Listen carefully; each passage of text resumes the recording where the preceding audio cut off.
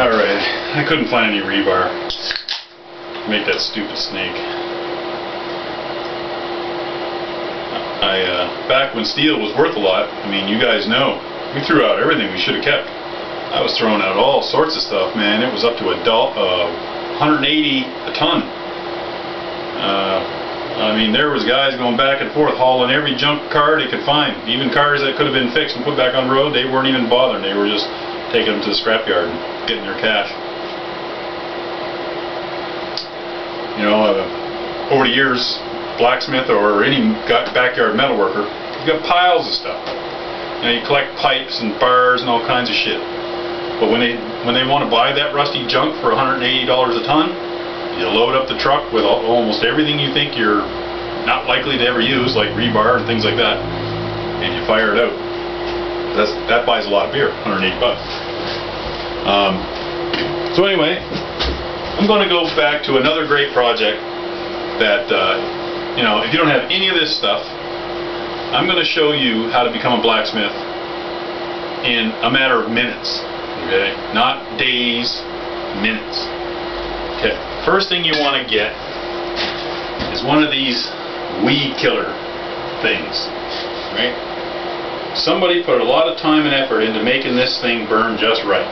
For a small little forge, similar to like a coffee can forge or whatever. But you don't have to make anything. You just go and you buy this. This thing is sweet. You just buy the propane can, you put it on there, crack the valve. It's even got an igniter. Look at that. Look at that jet. That thing is perfect. You know? It's off. It's on. It's off. It's on. That's sweet. Now, I've made some propane forges before. Spent days on them. Man, if I found this thing, I would just bank a whole bunch of them, man. I got this for 15 bucks at like a clearance place. It was brand new. I got it for 15 bucks. And I thought it'd be good for just doing some really small things. You know, maybe out in the field or something, you know, if I had to heat up something and didn't want to burn up all my acetylene. So anyway, you get yourself one of those, or something that has at least burns similar to the end of that one. Then you want to get a coffee can. I don't have a coffee can, so I found a piece of 6-inch ducting. Now, first of all, where this is galvanized, it's pretty dangerous to heat it up to the point where it starts to burn.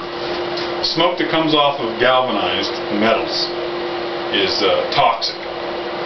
You'll breathe it in and you'll get something that's called metal fume fever.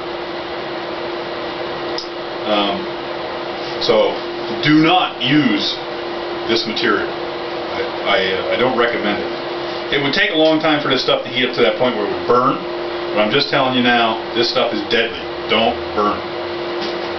And don't think you're just going to get sick and whatever. Do a search on Google for Paw Paw Wilson and read the story about what happened to that old feller. He was a blacksmith. I'm not sure exactly what state he lived in, but sorry, I don't remember that.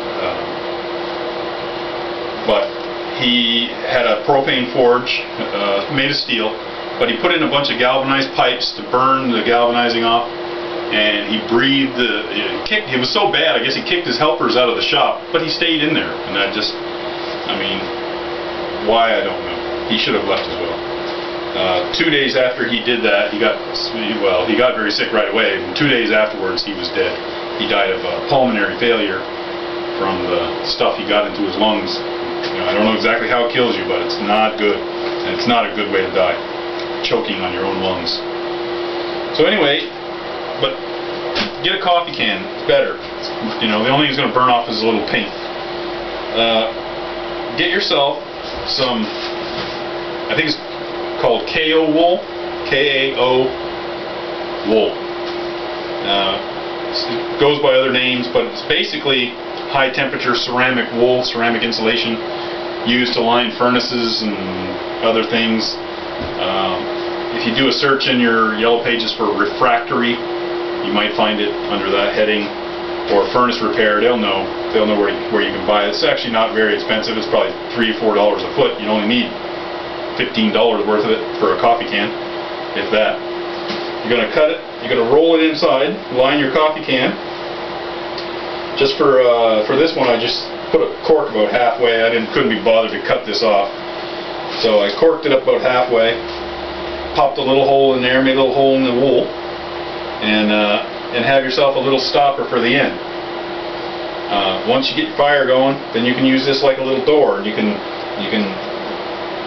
shove it in like that, or you can cut a little hole into it. I like to use it like that, and it'll just stay in there if it's set flat or whatever on a table, and it works pretty good. You get everything set up so that it's laying on its side, and have this all set up so that there is just about to go in. You don't want it inside there because it'll actually get so hot it'll burn the end right off of that. So I'll just show you what happens here. Just fire that sucker up, and you want it to heat up. Plug that up a little bit. I leave a little opening for the heat to vent a little bit so it doesn't totally plug up the burner. You would have this set up a little better, but